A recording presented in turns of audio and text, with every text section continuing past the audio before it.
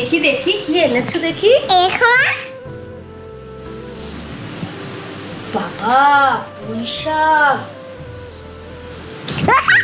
আলু, potato, tomato, দুধ আছে। আরে মাদিয়া মিষ্টি আনোনি? আবার এখন মিষ্টি আনবো, রোজ মিষ্টি আনো আর ডাইগেট মিষ্টি আনাই।